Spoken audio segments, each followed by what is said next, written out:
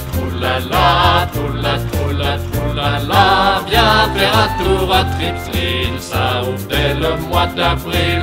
Troula, troula, troulala, troula, troula, troulala, y'a des jeunes filles en guenilles, et moi j'adore que ça frétille.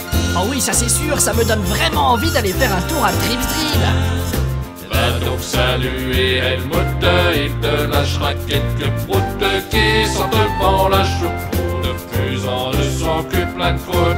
Puis t'iras voir l'oncle Albert avec ses soucis de sphincter, et puis le cousin Gunther qui a quelques euros le cœur. Bon, ça a l'air un peu particulier, mais ça me donne toujours envie d'aller faire un tour à Tripsdrill.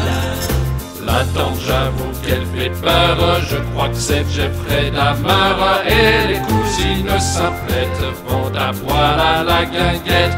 Et si ça ne suffisait pas à te convaincre d'aller là-bas, sache qu'il t'offre un verre à pinard, et ça c'est vraiment le panard. Ah franchement, après une telle chanson, je me demande vraiment comment ça se fait que vous n'avez pas encore mis vos chaussures pour aller faire un tour à Tripsdrill.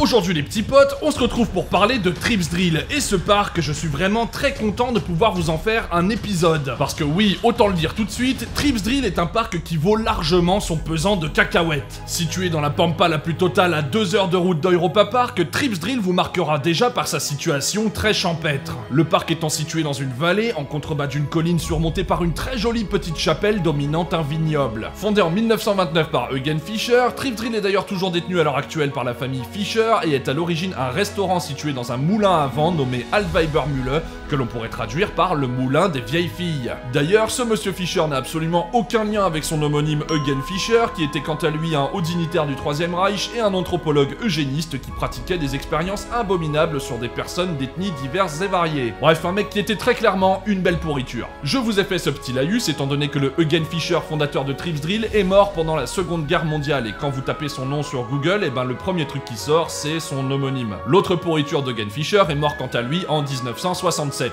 Kurt Fischer, fils d'Eugen, a repris le moulin et donc le restaurant à la mort de son père, et ça n'a pas été une mince affaire étant donné que le moulin a été frappé par la foudre en 1946. Un incendie s'est alors déclaré et le moulin fut totalement détruit. Ce n'est alors qu'en 1950, soit 4 ans plus tard, qu'il put être reconstruit et qu'il rouvrit au public.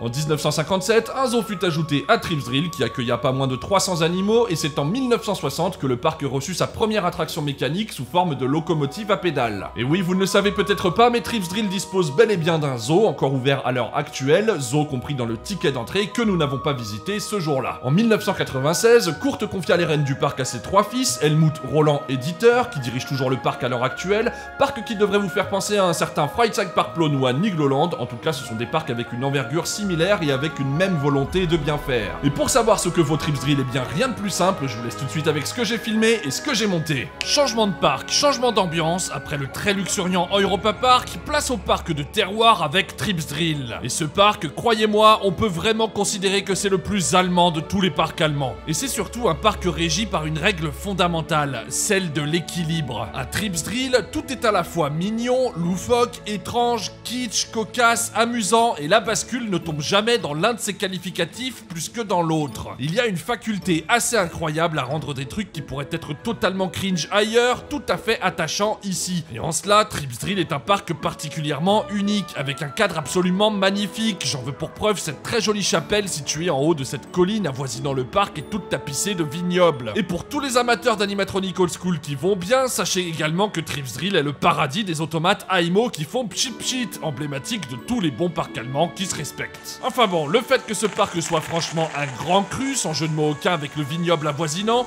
je pense que vous allez vous en rendre compte de vous-même tout au long de cet épisode. Arrivé à Tripsdrill, nous sommes donc accueillis par le chant des oiseaux, par le son de l'eau qui s'écoule des fontaines et par les vrombissements d'un STC Vekoma. Mais surtout, nous sommes accueillis par un premier animatronique qui annonce la couleur, posé dans ses toilettes sèches près d'un enclos à biquettes. Celui-ci nous accueille sur son chiotte, non sans nous lâcher quelques pets pétaradants, voire même nous cracher un petit glavio à la figure quand l'humeur lui en prend. Ah bah oui, vous voyez l'idée, bienvenue à Tripsdrill. Pour cette journée un peu fraîche, dont la température ne dépassera pas les 15 degrés, le parc est très peu fréquenté, donc le plan d'attaque sera très simple, à savoir que on n'en a pas vraiment. Et qu'on ira donc rider de bon cœur la première attraction digne d'intérêt qui se présentera à nous. Exit donc Maybaum, ce Maypole ABC Rides ouvert en 2006, qui avait l'air encore moins intéressant que les parachutes des Walt Disney Studios, faut le faire, mais qui bénéficie néanmoins d'une déma toute choupie et de clins d'œil évoquant les attractions majeures du parc. Si le cœur vous en dit, je vous invite à décortiquer ça, c'est vraiment très mignon. Du coup, la première attraction digne d'intérêt de Tripsdrill se trouve dans la partie gauche du parc, au sein de ce superbe moulin ouvert en 1929, dans lequel Eugen Fischer a fait construire son restaurant qui a servi de clé de voûte à la création du parc.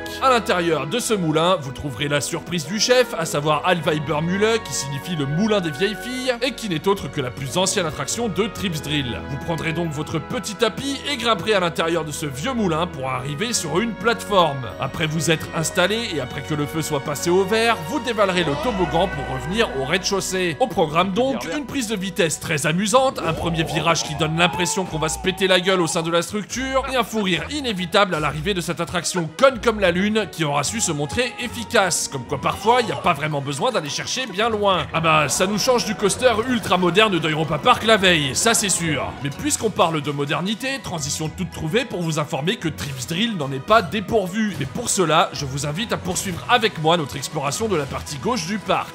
De ce côté-là, vous trouverez les investissements les plus récents du site à l'heure actuelle, avec notamment cette doublette de coaster Vekoma, répondant au doux nom de HAL Supercup et de Volldampf, prototype du STC conçu par Vekoma pour le premier et Family Boomerang Custom pour le second. HAL Supercup, qui peut avoir énormément de traductions différentes mais qui signifie littéralement le cou au-dessus de la tête, comprendre donc la tête en bas, est le tout premier STC conçu par Vekoma et a ouvert en 2020. Non content d'être le spot préféré des cigognes qui en repeignent les supports avec leurs fientes, la thématisation est très mignonne, comme toujours à Tripsdrill, et nous donne à entrer dans une auberge à l'intérieur de laquelle un groupe de villageois se prépare à partir à chasser une terrifiante créature qui dévore toutes les récoltes. 7 gaillards qui préparent tous les vivres nécessaires à cette quête périlleuse au dénouement plutôt inattendu, bien fandard, que je ne vous spoilerai pas dans cet épisode. La gare du coaster, à l'instar de la file, est adorable, le sens du détail et du travail bien fait saute aux yeux. On notera par ailleurs les rails de Volldampf qui traversent la toiture de l'auberge de HAL Supercup, créant ainsi une interaction vraiment bienvenue. Interaction que HAL Supercup rendra à Volldampf avec son Zero G-Roll passant juste au-dessus de la verrière abritant la gare du Family Boomerang.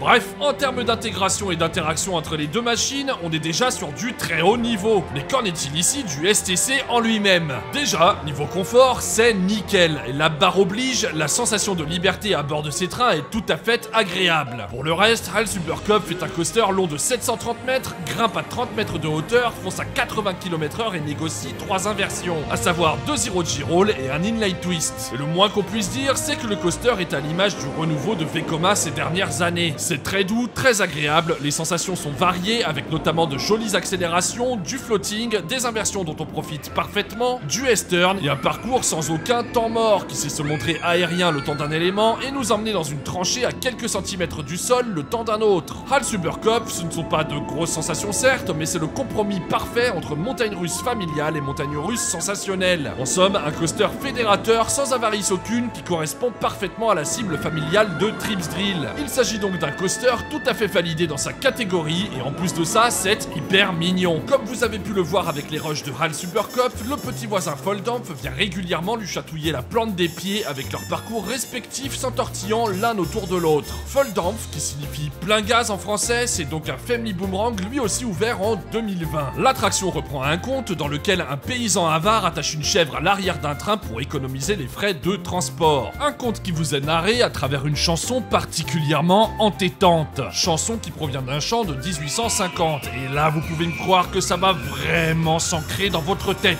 Bon, dans le conte, la chèvre finit totalement en morceaux et tout le monde se moque du paysan qui au final aurait gagné à payer une place pour sa biquette. Mais ici, on s'est dit que c'était pas plus mal d'en rester à la petite chèvre qui s'accroche à l'arrière du train. On entre donc dans une jolie gare qui marquera le début de la file d'attente, qui se compose notamment d'un petit stand de restauration qui était fermé ce jour, gare qui nous mènera bien entendu jusqu'au quai de l'attraction. Et comme d'habitude ici, c'est très mignon, quand bien même les files de Voldampf et de Hal Superkopf se montreront bien moins riches et détaillées que celles de certaines autres attractions que nous testerons plus tard pendant cette journée. On embarque ensuite dans ces trains très mignons et à l'ergonomie typique de ceux des Family Boomerang, et c'est parti, mon kiki. Comme tout le reste, le départ est soigné et mis en valeur par de la vapeur qui s'échappe de la Zero-Car en forme de locomotive et d'un tube à échappement placé en gare, un effet visuel mais très bien fichu dont beaucoup de parcs auraient probablement fait l'économie. Le coaster en lui-même est très doux et énergique, propose un parcours custom et amusant, délivre encore une fois de très chouettes interactions avec Hal Superkopf et se situe parmi les meilleurs Family Boomerang que j'ai pu tester à ce jour, au coude à coude avec Reich à Phantasialand. Place maintenant à la nouveauté 2024 de Tripsdrill, à savoir ce flat ride nommé Wilde Gouche qui se trouve être un Wild Swing signé Art Engineering, donc la même chose que Hydrodynamo au Futuroscope.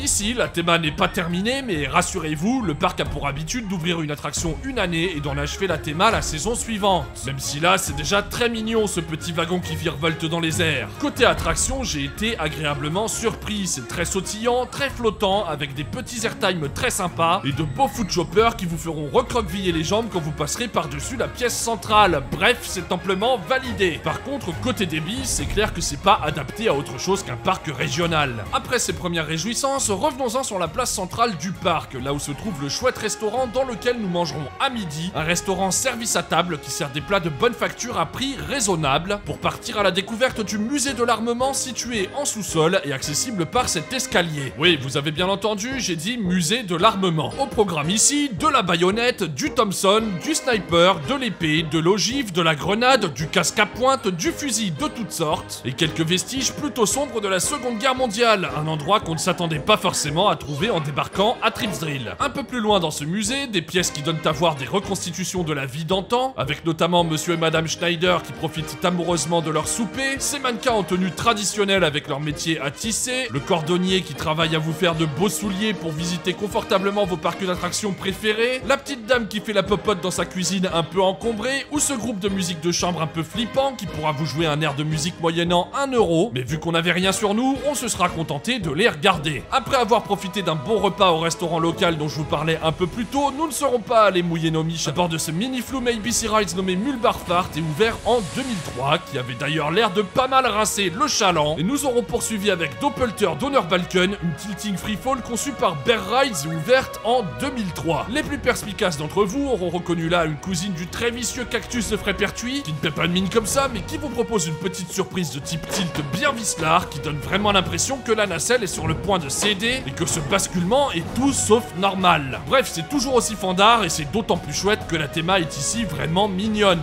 Pour clôturer l'exploration de la partie gauche du parc, pas de splash battle pour nous, parce que de toute façon il y avait à peu près personne pour faire un battle, mais place à une autre institution de Tripsdrill, la Funhouse dans sa belle bâtisse en bois qui propose quelques petits plateaux plutôt remuants, du tonneau dans lequel je vous avoue que j'ai pas fait le fier lorsqu'il s'agissait de le traverser avec ma caméra, des miroirs déformants et désorientants quand on s'amuse à lever le nez au plafond et à river son regard dessus, ou encore ces petits ponts qui donneront le mal de mer à qui osera s'y aventurer. La rampe à rouleau située à l'extérieur était quant à elle en réhabilitation, dommage parce qu'il s'agit vraiment de la partie la plus casse-gueule de toute cette histoire. Partons maintenant à la découverte de la plus ancienne partie de Tripsdrill qui se situe en plein centre du parc et qui retiendra ici toute notre attention, parce que c'est bien là que se situe le fameux musée du vin dans lequel vous pourrez récupérer vos verres à vin compris dans le ticket d'entrée. Et pour ceux qui ne le savaient pas, bah maintenant vous le savez. Au programme de ce musée sur plusieurs étages, des couloirs pleins de verreries, des petites scénettes qui reconstituent encore une fois la vie d'antan, comme dans le musée de l'armement, oui, des vitrines qui vous donnent vraiment l'impression d'être chez mamie un après-midi pluvieux de novembre, une fresque murale représentant les paysages pittoresques visibles depuis le parc, notamment la fameuse et très jolie chapelle surmontant les vignobles, de la cave pleine de tonneaux à vin, des photos qu'on imagine être de famille ou qui ne le sont peut-être pas mais qui sont en tout cas véritablement pittoresques, et surtout un bar de dégustation qui était malheureusement fermé ce jour. Ah bah c'est dommage parce qu'en plus je ne fais pas forcément partie de ces gens qui recrachent le vin quand on leur donne à goûter.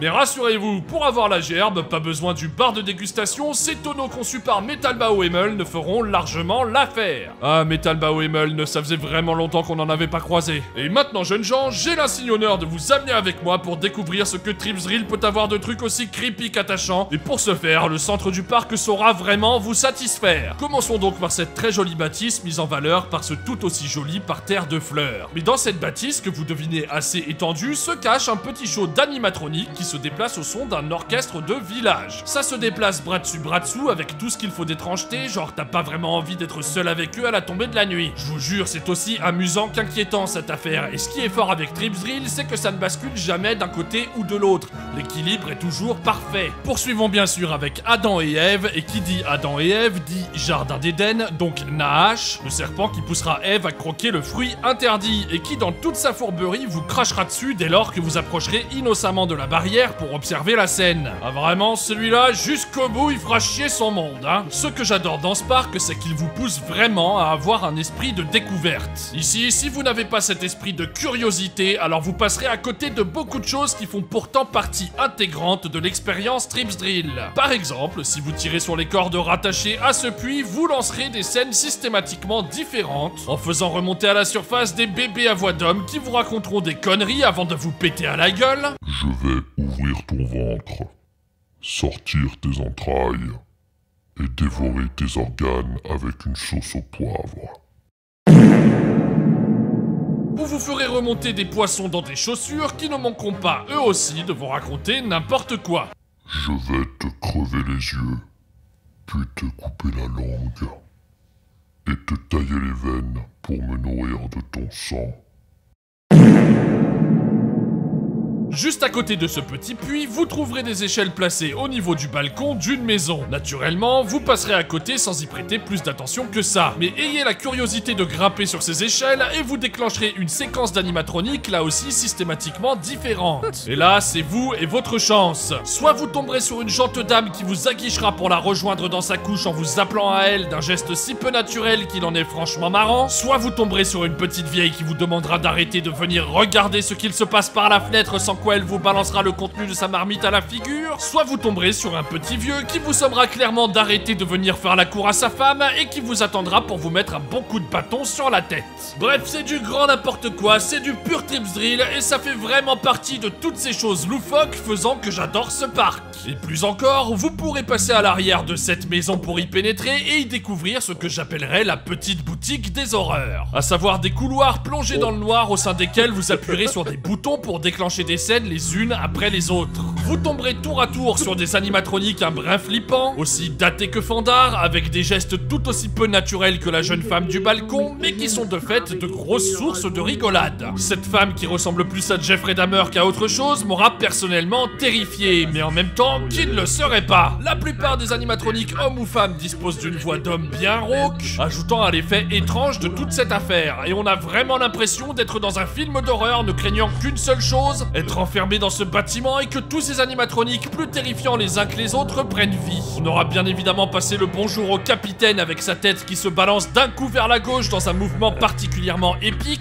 Oh oui, bonjour à vous capitaine, et nous serons tout naturellement allés passer un moment avec la pièce maîtresse de cette exposition des horreurs, à savoir la dame en petite tenue qui nous attend dans un accoutrement léger et dans une position que nous pourrions qualifier de lascive. Avec comme petit détail qui fait vraiment toute la différence, son seul œil droit qui clignera dû à un probable AVC ayant causé une hémiplégie. Bref, je vous refais la storyline à ma sauce, mais vraiment, n'hésitez pas à aller visiter cette petite boutique des horreurs parce que croyez-moi, ça vaut très clairement le détour. Plus loin, n'hésitez pas non plus à jouer de la manivelle en lançant ce petit show d'animatronique à la musique bien entêtante qui vous donnera à avoir une machinerie vieillotte mais bien huilée et entretenue tout ce qu'il faut pour que ça fonctionne à merveille. Et quand je vous dis musique entêtante, c'est du même niveau que le troulala de Foldampf, donc il y a de fortes chances que vous le fredonniez pour le reste de la journée. Et pourtant, faire aussi entêtant que le troulala de Foldampf, je ne pensais vraiment pas que c'était possible. Vous y trouverez aussi l'élément central de tout ce joyeux bazar, celui qui nous aura le plus convaincus, à savoir ce petit pigeon avec son casque à pointe. Un truc que là aussi je ne m'attendais absolument pas à voir un jour. Alors merci Trips Drill pour toutes ces merveilleuses surprises. Et puis tant qu'à faire, passez voir le professeur Lamour avec votre moitié, qui vous révélera d'intimes prémonitions quant à vos futures nuits endiablées, de quoi pimenter votre votre vie conjugale de la meilleure des façons. Bon, là, j'étais juste avec Valentin, donc je vous avoue que j'avais un peu peur du résultat. Cette partie centrale du parc abrite également Höhenflug, un Skyfly Gerstloer ouvert en 2017, qui dispose d'une file d'attente proprement hallucinante pour ce type d'attraction. Vous y découvrirez l'atelier d'un esprit brillant à la Léonard de Vinci, qui a mis au point une machine volante à l'instar de son illustre comparse transalpin. Le résultat de tout ça, c'est probablement l'un des Skyfly Gerstloer les plus beaux et thématisés de la planète. Et le constat implacable que je suis toujours aussi nul avec ce genre de machine, étant donné que là, je n'aurais même pas réussi à effectuer une seule inversion. Non, y a pas à dire, je suis vraiment une catastrophe intersidérale pour piloter ces trucs-là. Et ce, quand bien même je prends soin de me placer à l'avant dès que l'occasion se présente. Et là, étant donné qu'il n'y avait personne pour me piquer ma place, je n'ai vraiment pas d'excuse quant à mon échec.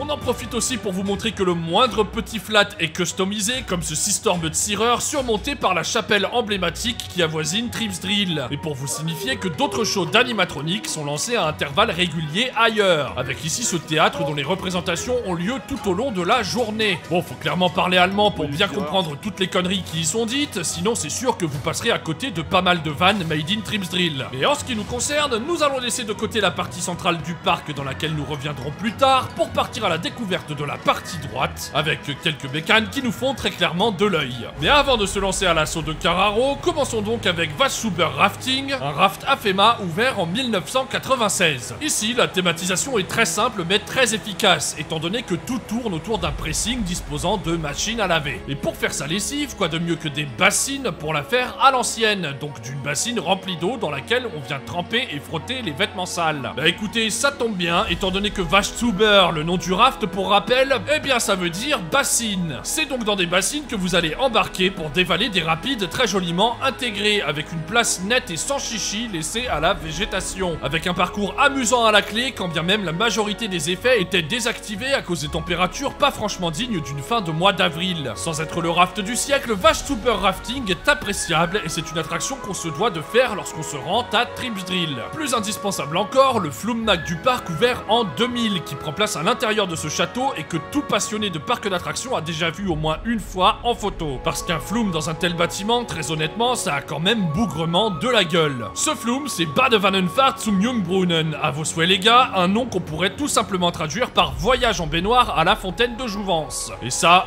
devrait vous permettre d'élucider quelques interrogations que vous pourriez avoir quant à la storyline. Vous embarquez donc non pas dans une bûche, mais dans une baignoire et partez dans le château du roi, château qu'il a fait construire pour y abriter la fontaine de Jouvence. L'idée ici, c'est que vous souhaitez ardemment pouvoir conserver votre éternelle jeunesse et pour ce faire, vous piquez une baignoire pour prendre votre bain avec l'eau de la dite fontaine. Une idée qui vous amènera sur un parcours au cours duquel se dresseront quelques embûches et beaucoup de surprises qui vous feront mettre la main devant les yeux des plus petits, je vous le garantis.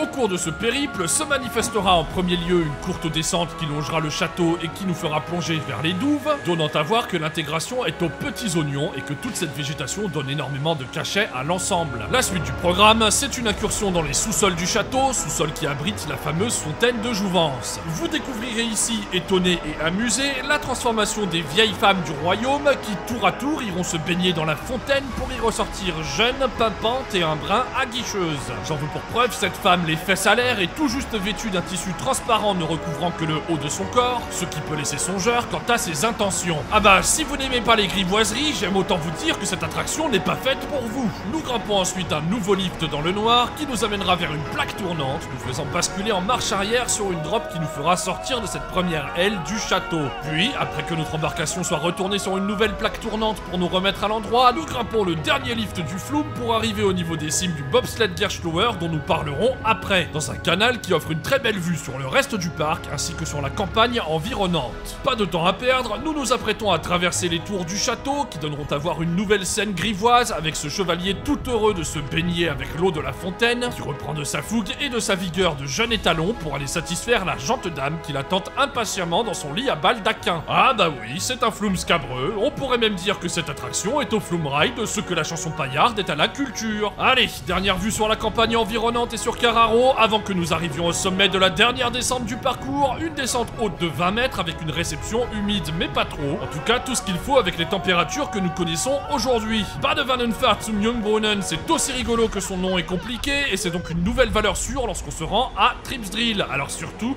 ne passez pas à côté. À la sortie du Flume, force est de constater qu'à Tripsdrill, contrairement à Europa Park, on n'a pas peur de laisser de l'espace. De laisser de grandes étendues de verdure pour respirer. Et ça, c'est vraiment un bon point qui me fait tout de suite penser à ce que fait Holiday World aux États-Unis, qui partage quelques similitudes avec Tripsdrill, dont celle-ci.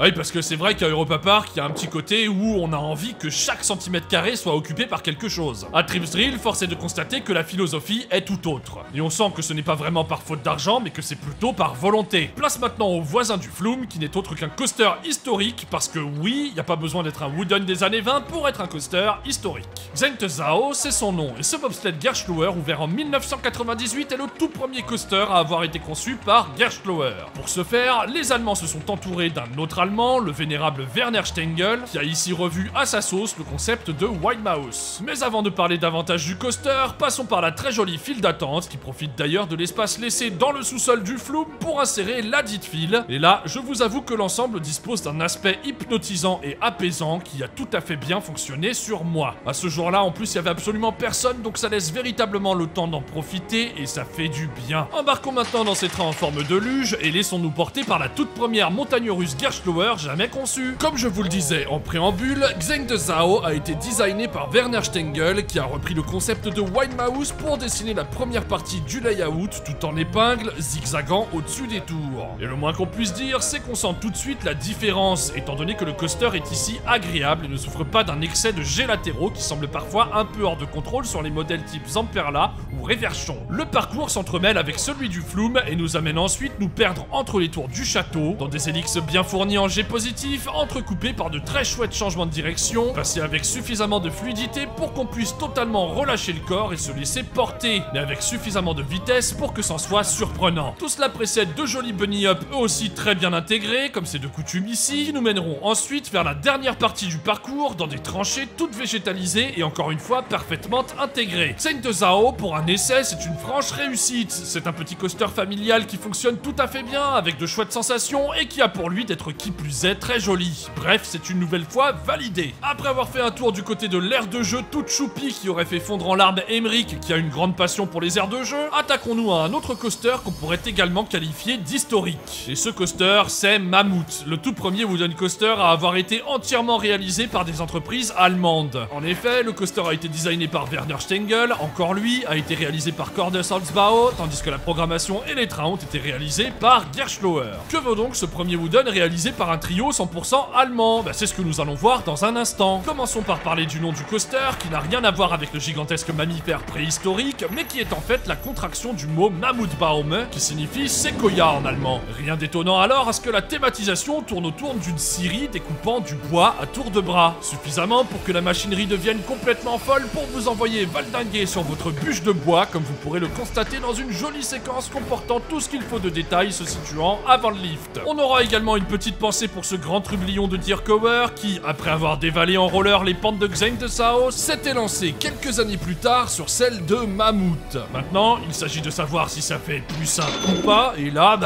le débat est ouvert. Nous embarquons donc sur ce wooden haut de 30 mètres, long de 860 mètres et poussant à 90 km/h. Et ce qu'on peut remarquer de suite lorsqu'on embarque, c'est que les assises sont confortables. Après, avec les wooden, assise confortable ne signifie pas pour autant ride confortable, mais ça, pour le savoir, il va falloir le rider. Et ce qui ressort clairement de Mammut une fois notre tour effectué, c'est que le coaster est vraiment très familial, peut-être même un peu trop. Il n'y a que très peu de jets de quelque nature que ce soit. Le ride est amusant mais se traîne un peu et on aurait clairement voulu quelques accélérations supplémentaires, quelques flottings plus prononcés ou quelques changements de direction plus affûtés. Ici tout est très gentillet, j'ai même envie de dire que tout est trop gentillet. Et on revient en gare avec un véritable goût de trop peu. Néanmoins, je m'attendais à ce que le ride tabasse bien plus, notamment parce que sa réputation le précède. Beaucoup disent que le ride a vraiment mal encaissé les années et qu'il vieillit assez mal. Mais finalement, après l'avoir fait tout à l'avant et tout à l'arrière, nous avons effectivement quelques légères secousses, mais rien de vraiment insupportable. Les trains absorbent bien les chocs et nos corps ne pâtissent pas des quelques petits soubresauts qu'il peut nous faire subir. Et s'il s'agit de vous donner les meilleures places, les dites vibrations se ressentent un peu plus à l'avant qu'à l'arrière, mais dans tous les cas, vous ne souffrirez pas de votre tour de Mammut.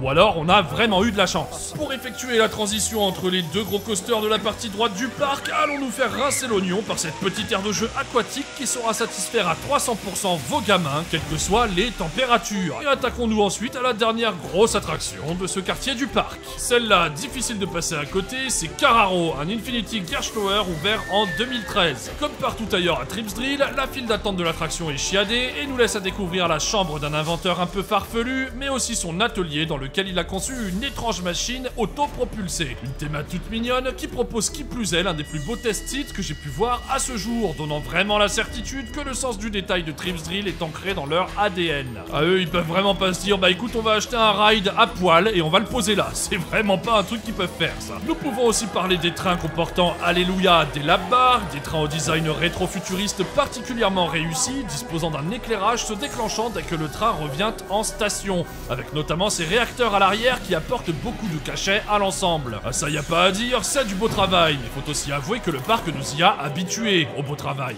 D'ailleurs, en parlant de cachet, nous pouvons également citer le meilleur animatronique de l'histoire après celui de Tonton Mac dans Piraten in Batavia, avec cet animatronique qui gerbe dans un tonneau dès que vous quittez le quai de Carraro après votre tour. Et ça, c'est quand même particulièrement brillant. Malheureusement, les différentes interactions déclenchées lors du départ des trains ne fonctionnaient pas aujourd'hui, notamment cet appareil dans lequel une bille effectue un parcours prédéfini en mettant en route toute une batterie de mécanismes, ou alors cette scène qui donne à voir une réplique du train s'intégrer dans un atelier situé en contrebas. Qu'à cela ne tienne, ça ne nous empêchera pas de rider Carraro, qui propose donc un parcours long de 700 mètres, haut de 30 mètres et possédant une vitesse de pointe de 90 km/h qu'on atteint en 1,6 secondes grâce à un launch à LSN qui nous propulse façon Anubis. Dès lors qu'on quitte la station, on en passe par une séquence dans le noir, au cours de laquelle nous tomberons sur une petite surprise que je ne vous dévoilerai pas, puis nous voilà propulsés jusqu'au top hat, un top hat amusant mais qui manque cependant d'un peu d'airtime, puis nous irons négocier un dive loop très étiré, avec tout ce qu'il faut de hang time pour qu'on puisse en profiter. S'ensuit la partie la moins intéressante du parcours, avec un Stengel dive un peu plan-plan, une zone de frein qui débouchera sur une bosse pas assez fournie en jet négatif, puis une helix un peu trop fadasse pour être honnête. Bon, vraiment, cette partie centrale du parcours, c'est clairement pas la meilleure. Le mieux, c'est le début et la fin. La fin, donc, on y arrive, avec cet enchaînement qui suit et qui sera absolument excellent. L'enchaînement comporte un dive loop très serré et bien sournois, nous faisant plonger dans un tunnel, et un corkscrew bien désorientant qui arrive pour ponctuer le tout. Carraro est un coaster imparfait, mais au taux de refaisabilité suffisamment élevé pour que l'ajout de cette attraction il y a 11 ans soit encore aujourd'hui pertinent. C'est un coaster qu'on aura pris plaisir à faire plusieurs fois, qui présente quelques légères vibrations qui restent cependant tout à fait supportables. Dans le genre, Gearschauer nous a vraiment habitués à bien pire. Et sur ses plus mauvais tours, Voltron à Europa Park, qui est pourtant tout neuf, est vraiment beaucoup plus méchant que ça. Carraro possède des éléments qui font vraiment toute la sève de cette machine. Je veux bien sûr parler de son launch, des deux dive loops très différents l'un de l'autre, et de son final tout en intensité qui risque vraiment d'en surprendre plus d'un. Ajoutons à cela la thématisation toute mignonne du coaster, et nous possédons encore ici une machine tout à fait digne d'intérêt pour un parc qui possède franchement un catalogue cohérent, avec des attractions qui se complètent parfaitement les unes les autres. On fera un petit coucou à l'un des premiers sidecars Technical Park répondant ici au doux nom de Heiserhofen, et nous partirons à la découverte du dernier crédit qu'il nous reste à faire à Tripsdrill, situé dans la partie centrale du parc qui est, je vous le rappelle, la plus ancienne. Et là, pas de tromperie sur la marchandise, car qui dit quartier historique du parc dit attraction pas franchement moderne, avec donc ce Tivoli de Sierer nommé Rasender Tausendfüßler, autrement dit le mille pattes frénétique. Ce vieux Tivoli a ouvert en 1986 et est un modèle large, donc un clone de la coccinelle de Walibi Rhône-Alpes ou de feu celle de Bellward. Si le coaster ne présente que très peu d'intérêt, on pourra dire sans se tromper qu'il s'agit probablement du Tivoli le mieux intégré de la planète. Celui-ci sillonnant dans une végétation luxuriante s'épanouissant tout autour du ride, avec un tracé frôlant les bosquets, les arbres, l'herbe tondue ou des jolis petits points d'eau pour notre plus grand bonheur. Ah là, je peux vous dire que si vous tendez la main, vous allez la recharger en électricité statique. De fait, si le coaster en lui-même n'a aucun intérêt, en faire un tour vous donne à comprendre que oui, une attraction dont on soigne l'intégration, eh bien ça change quand même clairement la donne, parce qu'ici, on arrive à en apprécier l'expérience. Nous n'aurons pas tenté ce panorama Bahn Gearschauer nommé Suppenschüsselfahrt, qui est certes très bien intégré, mais qui avait l'air de beaucoup trop tourner pour être honnête. Et nous ne nous serons pas servis du cul de cette poule pour envoyer des œufs dans la bouche de tous ces joyeux drilles qui manifestement n'attendaient que ça. Et c'est après quelques nouveaux tours du très sympathique Hal Superkopf que s'est achevée notre journée à Tripsdrill. Un avis sur le parc, Dubik? Mais bien sûr, mes chers amis, Tripsdrill est un parc qui m'aura véritablement convaincu. Un parc dans lequel règne une légèreté et une paisibilité qui permettent vraiment de profiter en toute décontraction d'une journée pendant laquelle vous ne pourrez pas vous ennuyer. Le parc dispose d'un catalogue d'attractions familiales qui permettra de contenter petits et grands. Et même si votre truc à vous, c'est les gros coasters, vous vous amuserez sans doute aucun à rider en boucle des machines machines comme Hals über Kopf ou Carraro. C'est un parc qui pousse à être actif, qui pousse à l'exploration pour en découvrir tous ses secrets, parce que si vous vous contentez de passer d'une attraction à une autre, vous passerez à côté de tout ce qui fait l'âme et la personnalité très prononcée de Trips Drill. Des Trips Drill, je voudrais bien en croiser plus souvent, des parcs avec une telle volonté de bien faire qu'on devient nostalgique de notre visite dès l'instant même qu'on est de retour sur le parking le soir. C'est bourré d'humour, c'est fun, l'entretien est nickel et on prend un plaisir fou à découvrir chacune des attractions que le parc a à nous proposer. Un parc qui, comme le dit très bien la phrase placée sous son logo stipulant Mit Liebe gemacht, est effectivement fait avec amour. C'est d'ailleurs la traduction littérale de cette phrase pour ceux qui ne parlent pas un broc de la langue de Goethe. Si je devais trouver des points plus négatifs à Trips Drill, eh bien je me triturerais bien la tête parce que j'ai vraiment été conquis par l'ensemble. Allez, pour chipoter, et puis bon vous me connaissez, faut bien que je chipote un peu, je pourrais évoquer le fait que ça manque de musique dans les allées, ce qui permettrait de soutenir l'ensemble thématique qui est visuellement de qualité. Enfin ça, c'est clairement pas ce qui vous empêchera de passer une journée très agréable au parc. Alors que ce soit pour aller partager un copieux caca avec les copains ou pour profiter d'un parc d'attractions généreux et attachant, programmez au plus vite une visite à Trips Drill, vous m'en direz des nouvelles. Bon, en même temps, si vous me dites que Trips Drill vous a déçu, je crois que je peux plus rien pour vous, parce que c'est un parc qui dispose tellement d'arguments enthousiasmants que c'est difficile de faire la fine bouche quand vient l'heure d'en faire le bilan. C'est un parc qui dispose d'une âme et d'une personnalité à part entière, qui se hisse parmi les parcs les plus intéressants du vieux continent et qui résonne en moi comme un coup de cœur à l'instar de Freizeitparkplan, d'un Igloland ou d'un Sommerland, qui lui sont comparables dans l'approche, la gestion et la volonté de bien faire. L'ajout de la doublette Hals über Kopf et Volldampf apporte une véritable plus-value au parc, et même si le parc ne comporte pas de rides qui arrachent, l'offre familiale est suffisamment étoffée et variée pour qu'elle en soit intéressante. C'est un parc dans lequel chacun des investissements fait sens, chacun des investissements est pertinent, et dans lequel ces investissements apportent toujours quelque chose de supplémentaire à l'offre déjà en place, et toujours quelque chose de qualitatif. Si vous ne l'avez jamais fait, sachez que Trips Drill est très facilement combinable avec plusieurs parcs du coin le temps d'un week-end. Vous pouvez notamment le combiner avec Europa Park, Holiday Park ou Schwabenpark. Nous concernant, on l'a combiné avec Europa Park et le trip aura duré 2 jours et demi. Ça, croyez-moi sur parole, Trips Drill est une valeur sûre, un parc qu'il vous faudra impérativement visiter un jour ou l'autre et un parc dans lequel vous passerez assurément une excellente journée. D'ailleurs, le parc n'est jamais surfréquenté, comme ça peut être le cas pour plusieurs mastodontes européens, donc même pendant la haute saison et pendant les beaux jours, allez-y quand même parce que votre journée restera tout à fait vivable. C'est en tout cas un parc qu'il faut soutenir, encourager et qui fait partie des sites les plus intéressants de notre vieux continent. Il est temps pour moi de clôturer cette vidéo consacrée à Trips Drill, j'espère évidemment qu'elle vous a plu. Si vous découvrez cette chaîne avec cette vidéo et qu'elle vous a plu, eh bien n'hésitez pas à vous abonner, et pour tout le monde, n'hésitez pas à commenter la vidéo, à la liker, à la partager, ça m'aidera beaucoup et ça me fera grandement plaisir. Dans la prochaine vidéo, les petits potes, nous retournerons en Pennsylvanie, et plus particulièrement à Waldemeer, qui comporte ni plus ni moins que l'un de mes wooden préférés de la planète. Et jusqu'à cette prochaine vidéo qui sera donc consacrée à Waldemeer, et bien comme d'habitude les petits potes, portez-vous bien et ridez bien. Allez, ciao! Auf der Schwäbische Eisenbahn gibt's gar viele Haltstationen, Stuke, Dulm und Biberach, Neckarbeire, Dullesbach, Trulla, Trulla, Trullala, Trulla, Trulla, Trullala, Stuke, Dulm und Biberach, Neckarbeire, Dullesbach.